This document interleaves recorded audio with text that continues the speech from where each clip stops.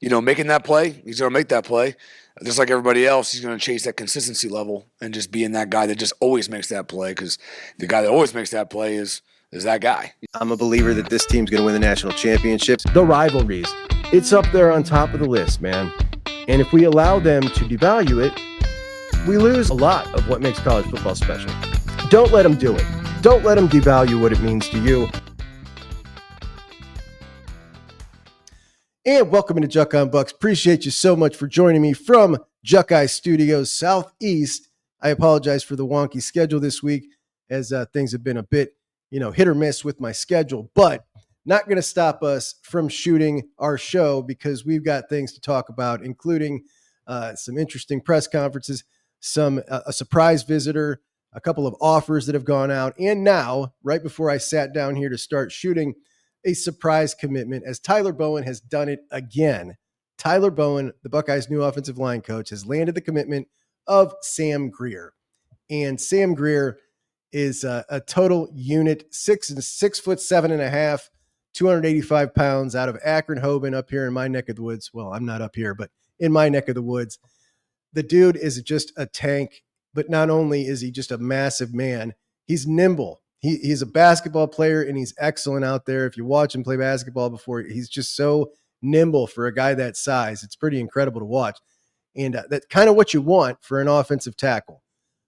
His frame is huge. It looks like he can pack a ton of mass on, and he's going to need to. Maybe if you were looking at him now, like, he doesn't look like Emmanuel Ahianachu at this point. He's going to need to put on some mass, but he has everything you need, including the smarts, to eventually be a stalwart left tackle. And Tyler Bowen does it again. He landed Max Riley, who was probably leaning towards Clemson. Max Riley ends up giving the Buckeyes a little more time for Tyler Bowen to work his way in there. And what does Tyler Bowen do? Gets him to make his decision before he said he was even gonna. And Max Riley commits. Now Sam Greer has been adamant, absolutely adamant this entire process, that he was going to take his official visits in the summer. And here's the difference. Well, one of the many differences that we're seeing between Tyler Bowen and the Justin Fry regime is Fry was very, okay, take your time type of dude. Bowen is getting in there and getting these guys to make their decisions and commit to Ohio State before they were even intending on it. Sam Greer went from a situation where Justin Fry leaves, and he had a good relationship with Fry, and things maybe kind of take a step back, to getting a little closer with Ryan Day, to meeting Tyler Bowen, and then forget about those official visits I said I was going to take all summer. We're just going to go ahead and commit to Ohio State now. Like, that's what Bowen is doing right now, and he is impressive. And it's not only with Max Riley, and it's not only with Sam Greer. I've been saying the energy is totally different, and it is, and now we're seeing the results of that. Sam Greer is a total stud. Max Riley is a total stud. And what I wanted for this offensive line was not a Jackson Cantwell. Jackson Cantwell would be great. That'd be awesome. But we're looking for a 6 or a 7-man offensive line class. Give me three high-level prospects, 3 developmental guys. Well, you already got Max Riley. That is 1 high-level prospect. I believe the Buckeyes lead for both Sam Greer out of Hoban and Champ Smith out of Vero Beach in Florida. That is 2 other high-level prospects. That's your 3 right there. Give me 3 high-level prospects and 3 high-ceiling guys. And you've now got 2 high-level prospects. You need 1 more. Micah Smith, to me, is that guy. I think the Bucks, just like I thought Sam Greer, the Bucks were number 1 on his list. Micah Smith is right there. And if you can get the commitment of Micah Smith, which I'm not putting anything past Tyler Bowen right now, especially for a guy that he walked in, and the Buckeyes were already leading with Micah Smith, in my opinion. And now, if you can get Max Riley, Micah Smith, and Sam Greer, you've already got your 3 high-level prospects, and you're still trying to land more. And he is in on plenty, on Felix Ojo, on Evan Goodwin, who I think he really likes, and I think is another one of those top-level prospects. But today's about Sam Greer. And when we talk about Sam Greer, we can't not talk about his teammates and what's going on at Hoban in Akron, which has now quickly become one of the highest talent producing high schools in the state of Ohio. And when we talk about Sam, teammate Rock Hill happened to pop in yesterday for a surprise visit. And we'll get into Rock in a second. But first, I want to talk about the situation with 85 scholarships no longer being the number and now being able to go to 105 if you choose to, right? And what that allows you to do is not only use those extra scholarships. There's been a lot of talk on what to do with those. Is everybody going to use them? Is everybody not going to use them? What should you do with them? I think the smartest way to spend those scholarships is to, number one, take those offensive linemen who were right on the bubble from Ohio, who you otherwise might not have taken when you had an 85 scholarship limit. Take those guys, get them in, put them on the 4 or 5 year plan when their other options are, going to Wisconsin and maybe starting year 3 at a Wisconsin or a Maryland. Instead, keep them home, keep them in the program. They won't transfer out, and get them going like that. I think that's a great way to spend them. And the other way to invest those scholarships is in the best high schools in Ohio. It's becoming so much harder to keep Ohio kids home.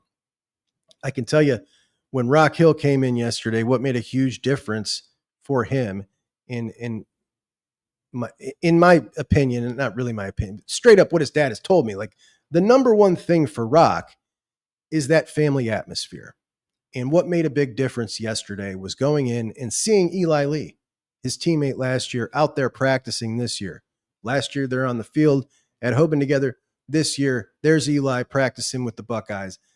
These things matter to a lot of kids and a lot of families. And what's the best way to keep that kind of going, not just at Hoban, but at St. Xavier and at Glenville and at St. Ed's, is those fringe guys that you otherwise might have been right on the bubble. Bring them in the program. Get those guys practicing, and keep that pipeline kind of going. I think it's kind of the way we're trending here. I love it. I think it's great. Tyler Bowen does it again. Lands Sam Greer, absolute stud out of Akron Hoban, and the Buckeyes now have 2 offensive line commitments. And I don't think just with the offensive line, but I think throughout the whole program, we're about to start seeing a quick little rash of commitments here coming soon. And obviously, this is an exciting time of the year. So can't wait for that as the Buckeyes continue on with spring practice and tons of top high-level visitors coming in to check out the program. All right, so let's get into Rock, who surprise visit yesterday. And remember when the official visits were released on that graphic by Hayes Fawcett, there were 4 official visits scheduled a couple weeks ago, and that was LSU, USC, Oregon, Alabama, and it led many to jump the gun and think, okay, he's not going to Ohio State for an official. Ohio State must be out of it, which was not the case. When you have the ability, number one, when you've been there 12 times and you have the ability to pop down on a random Monday, you don't need a big to-do about an official visit. So that's the first thing. And they did pop down and had a great visit. And like I said, one of the things that mattered most yesterday was seeing Eli Lee and seeing him out there. And whenever we look at recruits and we try to follow their actions and see what they're doing, what do we always try to figure out? We try to figure out their priorities. Now, everybody has kind of the same priorities, money, family feel, position coach, NFL development, proximity to home.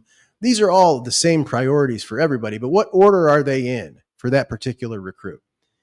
I don't need to guess when it comes to Rock. Rock's number one priority is that family feel. And that's why a thing like seeing Eli out there on the field, and that's why that stuff matters. That's why being close to home matters. And Ohio State has always had the leg up on this recruitment, for sure. As I've told you many times, Pops is, cousins with John Hicks, Buckeye legend, grew up with Nate Clements. Like him and his buddies watch shows like this. They're us. They're Buckeyes. So they started with a big advantage. And ultimately, the reason that I think Ohio State ends up winning out on this recruitment, if they, play their cards the way they should, which I think I trust that they will when, as things keep moving on here, is because when it comes to a guy who cares most about the family part, we see over and over again that style of guy, that guy like the Devin Sanchez type of guy, Ohio State wins. Ohio State is number one when it comes to that thing. Like that's the thing that is Ohio State's thing. And, they're not going to win the Oregon NIL recruit. They're not going to win. They're going to win in a lot of areas, but when it comes to the family recruit, the kid who that is what matters most to him, the Buckeyes always win, right? They more often than not, they're going to win that one because they have that in spades. The culture is excellent. It's obvious. And in this particular recruitment, I think that they'll end up winning out on that. Now, what is not going to happen here is that Rock is not going to be screwing them around or lying to them, as I've heard some people insinuate what Tim Walton will and will not do to put up with or chase him, which is a ridiculous statement. That's the kind of statement you make when someone is committed to you and taking visits elsewhere, like behind your back.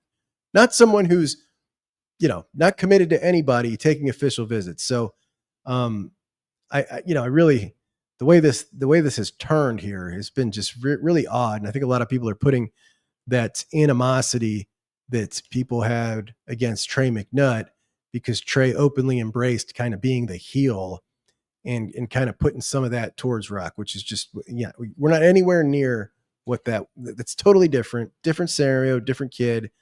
And like I said, this will, number one, be about how does he feel? How does it feel like family to him? Does it feel like that with the coach? Does it feel like that with the other players? And the Buckeyes are in a really good spot, in my opinion. So that is the situation with the visit from Rock. You also had Zayden Krempin, who is a stud lineman from Texas. His top schools right now, Texas, LSU, Michigan, Clemson, SMU. Buckeyes trying to get in on that, but playing catch up here. This would be one of your top tier guys, in my opinion, a top 300 guy. His film is absolutely legit. And one of the most unique things he said was the 3 offensive line coaches, which is so cool, man. I just love this. Like, this is such a flex here. And Coach Bowen runs the show, he said, but having additional offensive line coaches is so awesome and very cool. Coach Dickey recruited him at Oklahoma State. Marcus Johnson offered him when he was at Purdue. So he's familiar with everybody. He said the facilities were very cool. He loved the detailed practice. And Zayden Krempin, it's a bit of a long shot at this point. He's got a lot of good relationships with the long-standing relationships. But the way we've seen Tyler Bowen operate, like if he's got his eyes on that kid, I'm not going to doubt him. Also, an offer to Tucker Smith. Tucker Smith, a 3-star Cowboy, and this kid is kind of rising all of a sudden as he's hit a bit of a growth spurt.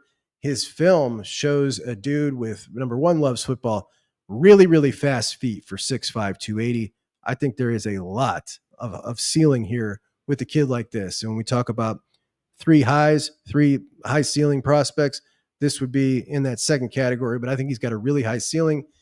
And Coach Bowen putting himself in position to get that 6 or 7 man offensive line class and fill all those different categories of different kind of needs. And it just keeps rolling. So that's our recruiting update. But Tuesday, Buckeyes put the pads on, and now we can really see the guys getting after it and find out, number one, like what's it looking like in the second tier of that defensive line? How's that? Who's going to pop up into that 2 deep? How is Ty Malone looking? Fantastic. But how is he looking hitting, right? The dude is just huge now. How about Will Smith Jr., who we've heard a ton about lately? Is Will Smith Jr. at 280 pounds really ready to be your backup 1 tech? Really interested to see that. And we heard from Ryan Day. We heard from Brian Hartline. We heard from Matt Patricia all on Monday. And the overarching takeaway from listening to those 3 to me is just how I feel like this is just, I feel reinforced in my feelings every time I hear this crew talk that we're listening to the best run organization in college football right now. We're talking about a first-year OC and a first-year DC. And when we listen to defensive coordinator Matt Patricia, what it sounds like is Chip Kelly last year. It just has that same exact vibe. A guy who is so versed in his craft, so excited and reinvigorated, and a guy that you just, man, I just feel like this guy's going to be the dude. It has the same exact feel. And when we talk about the offensive coordinator, Brian Hartline, he sounds like an extension of the best head coach in college football. And this operation running like a well-oiled machine when you're replacing an offensive coordinator, a defensive coordinator, and an offensive line coach. And we've just spent the first 10 minutes of the show talking about the offensive line coach, what he's done so far. Now, Hartline, we'll get into him. Matt Patricia, this hire just keeps looking better and better to me. And I was for it right from the get. But he just sounds so reinvigorated and ready to take on this challenge. He's obviously a guy who's got experience running every kind of defense. He comes in, takes on the Ohio State defense, happy with the guys in the room. Like, you couldn't get a better fit here. And I've seen that a lot of people who were originally irritated or not happy about this hire are now, coming around to this and pretty happy about it. And I think that's the right play. Another takeaway, because this is a very well-oiled machine, just because that it doesn't mean you have all the answers right away the first time, or you make the right decision immediately on every issue. And sometimes you might even change your mind. And sometimes when you change your mind, you might pretend like you never said what you said the first time. And a lot of people might forget that. Now, I don't. But if you make the right decision, then I'm not going to give you any grief over it for changing your mind and pretending like you didn't say what you said the first time. What am I talking about? The spring game, of course. Now, Ryan Day, a quote from February 17th said, "The spring game will not look like it used to." On3 even put on their tracker programs that have canceled the spring game. For Ohio State, they're canceling the spring game due to the length of the season of the Buckeyes schedule. Ryan Day has called this spring game off. Ohio State has not yet decided what format will the spring showcase be. You may remember your boy here kind of freaking out about this, so much so that many of you said, "Hey, Juck, just chill out, man. It's not that big of a deal." But after we saw Matt Rule do it, and after we saw Ryan Day do it, and saw Lincoln Riley do it, and saw Steve Sarkisian do it in the matter of 4 consecutive days, it was clear that this was everybody was waiting for one guy to do it and kind of crack the seal, and then they were going to follow suit.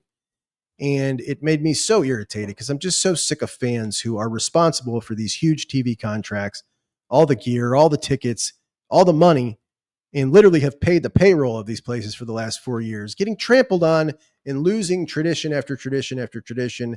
USC came out and said it right in their statement.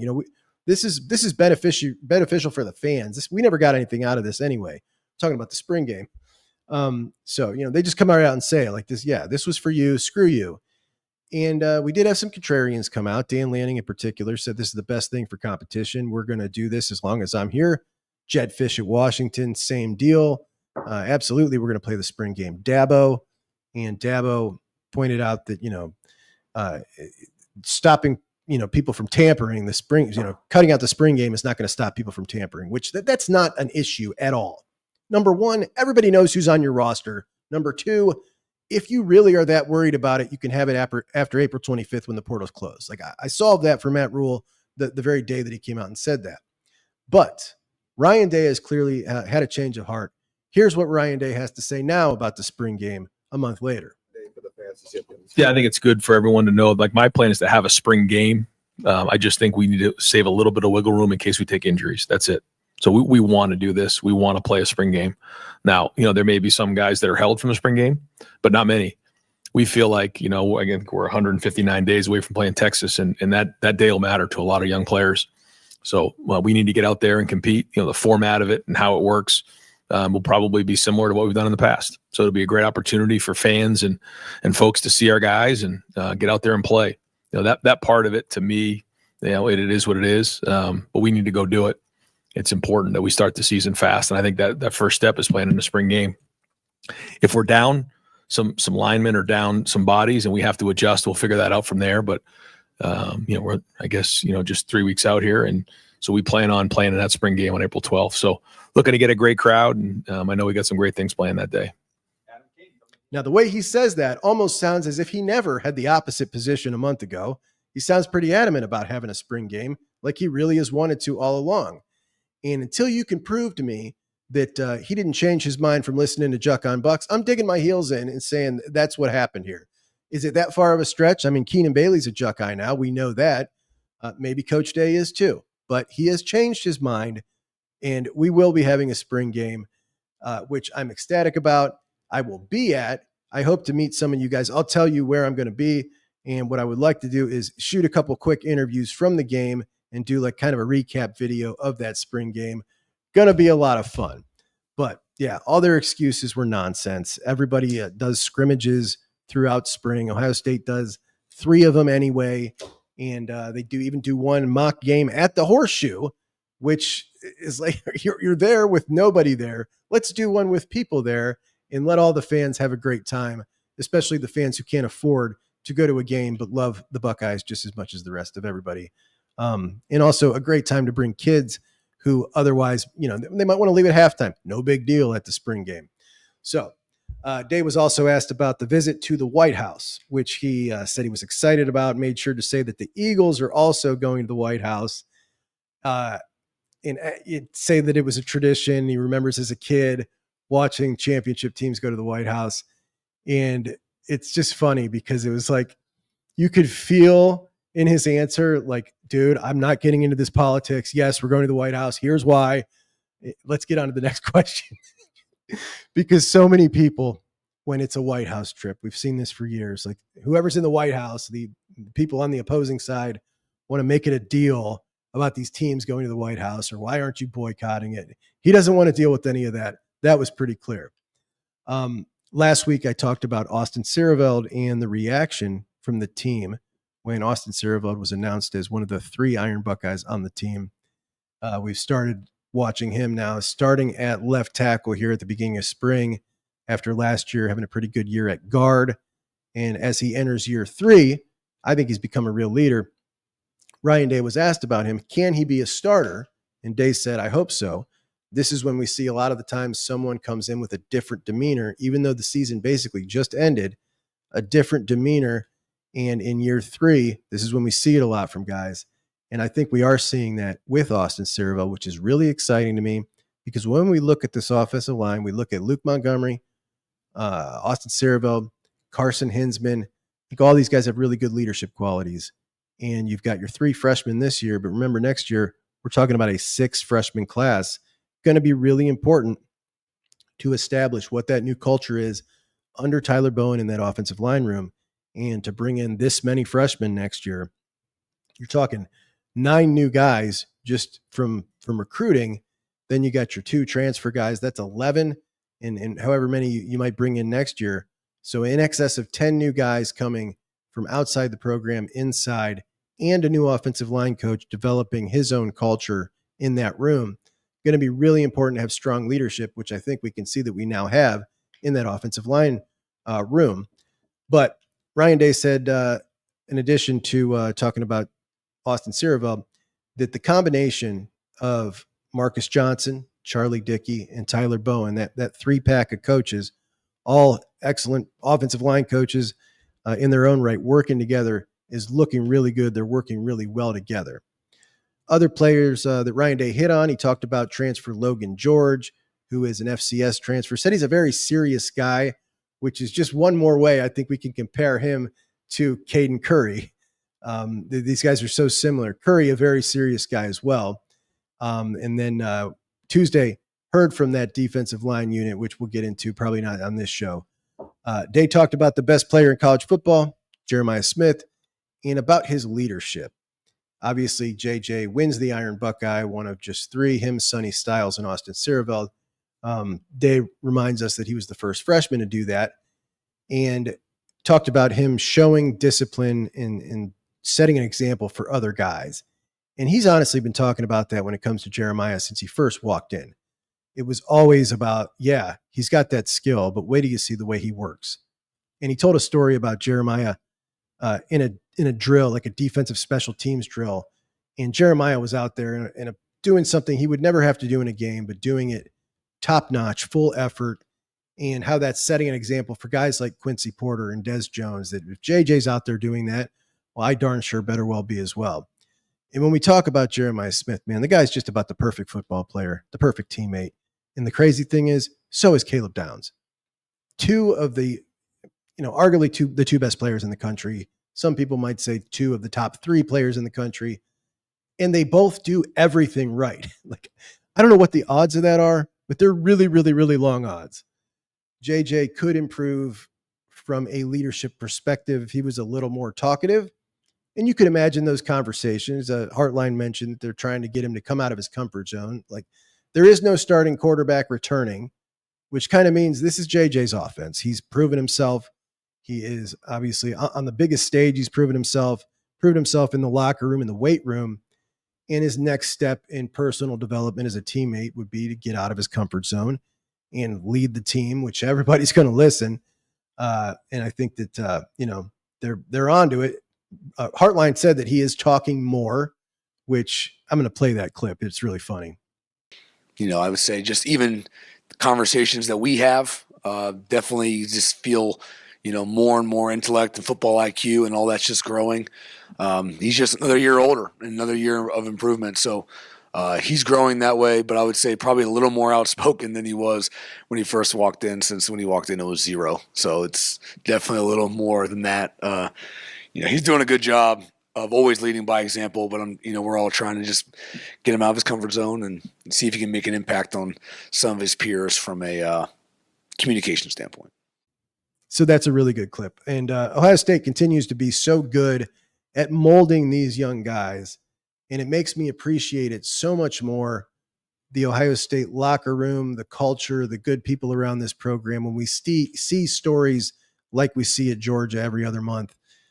Ryan Day has been flawless when it comes to building a culture, bringing in good people, and he's now proven that you don't need to sacrifice that 15% of the roster, bringing in idiots who are just really good football players to get over the top and win a national championship. That element is not necessary. Ohio State doesn't have to have it, and they can win a national championship without it. And says a lot for the program, makes me happy to be a fan of the program. Ryan Day was asked about rotating the offensive line like they did last year. And he said not only, he's interested in doing that, but he wants to be able to do that, throughout the team. And last year at this time, they were discussing the strategies that they were implementing for the season in 2024 with the thought of, we're going to play 16 games. How are we going to be playing our best football in games 13, 14, 15, and 16? So a lot of different strategies. And now, because it all worked out really great, you got proof of concept that everything worked. You won the national championship. Everybody looked great. You were playing your best football. But you made several different changes. So which ones were necessary and which ones really weren't? We're never going to know, but we definitely know that we saw the team play a lot more depth, particularly earlier on in the season, even into the Big Ten schedule. We played a lot more guys, and we saw a lot more snaps from younger guys. I absolutely loved it. I have thought Ryan Day throughout his career has been a head coach who's been very cautious, very conservative about playing younger guys. I went over it several times last year before the season that in 2023, Georgia freshmen played twice as many snaps as Ohio State freshmen. And the reason I bring up Georgia is because that's a school that recruits like Ohio State, that caliber of player. And the fact that, it's just an example of Ohio State not playing their young guys nearly as much as other places that recruit like they do. So when you bring in high-level talent, I love to see them out there, and oftentimes they jump up and shock you, like Jalen McClain did last year, for instance. And now that he's talking about playing more depth, my hope is, because we have a lot of freshmen that are, potentially ready to roll. Also, a lot of second-year guys, right? You got Aaron Scott Jr. and Bryce West, Ian Moore, Peyton Pearson and Garrett Stover. Dominic Kirks is an interesting guy I might like to see, maybe a little Leroy Roker. We've heard a lot about safety Leroy Roker for now 2 springs in a row. But seeing those guys get out there and get some more snaps would be awesome, as well as, of course, all the freshmen that we've been talking about ad nauseum. It's always more exciting to talk about the freshmen than it is the second-year guys, because the freshmen are shiny and new and full of promise. But those second-year guys looking really good. Jermaine Matthews, one of those guys that got some playing time, that showed he got that dog in him that we didn't really, might not have known. Was he ready to roll? He showed us when he got that playing time, he was ready to roll. Situations like him and McClain is like why I just love to see those young guys get in and get that time towards the end of the game. They also did great rotating the running backs last year, and they tried to get Brian Hartline to kind of get into that yesterday, but he just kind of said Coach Locke will have an excellent plan, and I'm sure he will. The thing that I really hated was how intentionally slow they ran the offense. It was brutal. It was totally brutal. It killed a lot of momentum, I thought. And yes, it is true that it means the defense gets longer rest periods. And it is true that, if an offense plays less plays in a game, they will get less wear and tear on their body. I think that their offense operates way better when there are periods throughout the game where they're mixing up tempo. And I think that we have seen that plenty in Ryan Day's offenses. And so there's give and take with everything. My opinion is if you're playing faster, you are going to get to, let's say, for instance, you want to get the score to 31-7 before you play your second string guys. All right, well, if it takes me 50 plays to get to 31-7, it doesn't matter if I play those 50 plays and I'm 31-7 in the middle of the third or 31-7 in the middle of the fourth. It took me 50 plays to get there. So why am I playing slow? I don't want to. I want to play fast, get there to the middle of the third, and let all those young guys play a quarter and a half. Anyway, I'm going to lose this battle because he's got proof of concept that this works, and we're in for another season, I think, of very methodical, slow, 75th plays per game from the offense. But, it is what it is. Nothing we can do about it. Ryan Day was also asked about the class of 2022. Obviously, the class of 2021 was the seniors that just left. A fantastic class, the best class on paper in the history of the school. And when you look at the class of 2022, why don't they stack up? And Day said he thinks that a lot of it has to do with the class of 21 and the class of 23, both being really solid contributing classes. Maybe that's why the class of 2022 never really got their way onto the field a whole lot. But I want to go over that class of 2022 to just kind of illustrate how the transfer portal has just ravaged some total classes, just wiped them off the face of the earth. This class was a 21-man class. The following guys are top 100 players in that class that are no longer on the team: Devin Brown, Amari Aber, Caleb Brown, Keon Graves, Gabe Powers. That is 5 top 100 players that are no longer on your team. The following guys are 4-star guys no longer on the team: Hero Canoe, Caleb Burton, Kojo Antwi, Jahir Brown, George Fitzpatrick, Dallin Hayden, Ryan Turner, Kai Stokes. Remember, 21 guys. I just gave you 13. So 2/3 of the class is gone. A couple of those guys that remain, the number 1 and 2 players in that class, CJ Hicks and Sonny Styles, which at the time looked like, oh my gosh, man, a couple of studs from Ohio. This is going to be awesome. You also had Kenyatta Jackson, which was a big win in that one. Tegra Shabola was a huge win. You had Caden Curry and Bennett Christian, and those are your guys that remain from that class. Kenyatta, Tegra, Caden Curry, Bennett Christian, CJ, and Sonny. And that's it. So Ryan Day's been thinking about why it didn't pan out. He thinks it has a lot to do with 21 and 23. But as we look at the last couple of classes, 23, 24, 25, I'm wondering if any one of those classes is going to wind up being like that class of 2022, where it's just a class that ends up not panning out and a lot of those guys leave. I think the most interesting thing about the class of 2022 is it was a class of wide receivers, a 4-man class of wide receivers for Brian Hartline that nobody was really super pumped about. And the interesting thing is all 4 of them are gone. An entire class of Brian Hartline's gone. And where did these guys go to play? Schools like UAB, Cal, UConn, Colorado State. The only guy out of all those guys that went to a like school was Hero Canoe, who we'd obviously love to still have on the roster. Gabe Powers at K-State is probably, another one that's not comparable to Ohio State, but at least a P4 school. And Amari Aber, he's out of football. I thought that dude had a lot of promise at one point. Dallin Hayden, of course, went to Colorado. Forgot about Dallin Hayden. Dallin Hayden is staying at Colorado. I thought maybe he would leave after not really playing. Ryan Turner's at Purdue. Kai Stokes is at UC. But, I don't know. It seems like a whole lot of misses, really, to be honest, on that in that class. But Matt Patricia obviously got up on the podium as well. And Matt Patricia is a dude who is on cloud nine, as my mom would say. Saturday, I said I was really interested in the second interview with Matt Patricia because I couldn't wait to hear him talk about some players. And you're never going to guess who the first player he was asked about was. Was it All-American Caleb Downs? Maybe the two senior leaders on the defensive line screaming off the edge, Kenyatta and Caden Curry.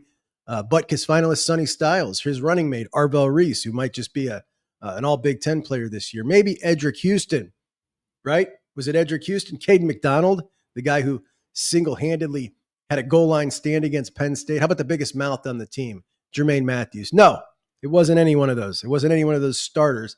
It was, of course, you know who it was already. It was C.J. Hicks. It was C.J. Hicks. That was the number one question on everyone's mind to ask Matt Patricia first. You know what I think the funny thing is when we talk about Matt Patricia, were the people who were knocking this and were saying, how's he going to recruit? How's this guy going to recruit? He hasn't been in college football for 20 years, and he was at Syracuse. And Jim Knowles was literally like a net negative in recruiting because he was so awkward. Not that he wasn't a great coach. He was. But now that we've seen this guy in 2 media appearances, we have seen that he's a guy who gets it, man. Like, he clearly knows the narrative about him. He's talking to these recruits. He's talking to their parents. He's going extra far out of their way. We're hearing guys say, I talked to Patricia, like much more often than saying I talked to Jim Knowles. And I think that because he knows the narrative about him, because he knows what the message board folks, the people who are against him, are saying about him, that he is, like, if you were going to advise him how to handle himself in the situation, get out in front of it, show them all your personality, talk to those parents, because they're certainly hearing this kind of stuff too. Like, he's doing all of it. He is going about this exactly how you would advise him to go about this to kind of counteract that nasty stuff that's been said about him. Even in my comments, I've seen it. People lobbing grenades at him. And, I think he's done a perfect job with it. And I think that he's really connecting with a lot of these recruits, to be honest with you. And when you listen to this guy talk about the versatility of the positions on the defense, I really love how he's talking about, we're going to use the big nickel, we're going to use the nickel, we're going to get multiple in many different ways. He just oozes confidence and experience in a way that makes me feel like this is going to be an exciting defense and a very tough to beat defense. He's ecstatic about the secondary, about the length of the bodies and the athletes in the secondary. Cannot wait. Moving on to Brian Hartline. Hartline had one of the coldest quotes ever when he was talking about Mylan Graham. Here's what he had to say about Mylan Graham. That time as opposed to. Yeah, it's not that he's trying to, but it's easy to minimize the work you didn't get because you don't think it's really that important until you go through it. So this past winter he went through it, and he was pretty frank about how important it was for him even this past winter, and to miss that can really have a ripple effect. Again, not that we can't make up for it and make it work, but that's still a lot of work that you haven't done, both individually and your teammates. Haven't seen that. So that's really important, I feel like. Yeah, he's made a lot of great strides. I think this spring has been, is really good for him. It's just again, still his first spring, which is kind of crazy to think about. So, but yeah, he's just chasing, making that play. He's going to make that play. Just like everybody else, he's going to chase that consistency level and just being that guy that just always makes that play, because the guy that always makes that play is that guy, So that's what we're always chasing. It's not if, it's how often. And so he's doing a really good job building his body up. He's bigger. He's stronger. Culturally, he does a great job. I don't think he's ever late. He's doing a good job just continuing to grow on the field. And he's putting a good foot forward so far this spring. Yeah. The question, courtesy of our buddy Dylan Davis. And Dylan always gets the best reaction out of those guys. Another guy did not. So another guy basically asked him, like, what have you learned from Tyler Bowen? And I got the impression that Hartline didn't appreciate that question, the way it was phrased. Dude, I'm the offense. Tyler comes in with a lot of play calling experience. Yep. What have you learned so far from him that you can kind of take and adapt to all plays, or you guys talked about those kind of things at all? No, just kind of, working through run game install. I would say that we've done a great job of putting together a great offensive staff. I think that everyone provides really good value. And I think that I'm really excited about it, frankly. We're all going to keep growing and learning and getting our quirks out and how we do things, but we're working on ways to enhance. It's not a whole lot of change that needs to happen, just enhancing and then finding consistency. So whether it be Tyler or anybody on staff, I think we've put together a pretty good offensive staff, and I think we'll keep growing in our own right. Dude, I'm the offensive coordinator. What do you mean? What did I learn? But Hartline said he's confident, comfortable in his skin, obviously excited for the opportunity. And I just feel like this is going to be a smashing success. And I feel like when we talk about Hartline, this is a guy who is maybe 2 years before we've got jobs like Florida State coming after him. If this goes as well as it can, obviously there's a possibility this goes really, really well. What he's already done as a receiver coach, the chops that he has, just the way he carries himself, the aura around him, he's going to have big jobs coming out for him, and it's not going to take long. And that is our show today. I appreciate you all so much for joining me here at Juckeye Studios Southeast. I apologize for my show feeling kind of choppy to me. I feel really off my rhythm without being in the studio. And even with these headphones on, like I thought this would help with that echo. It's actually just making it weirder, hearing it like in my head. I don't know. I'm a mess, but I wanted to get something out anyway. So there you go. I hope you enjoyed a little bit, maybe not as much, but I do appreciate you guys. Please subscribe, like the show, and I'll talk to you soon. Juck and Bucks out.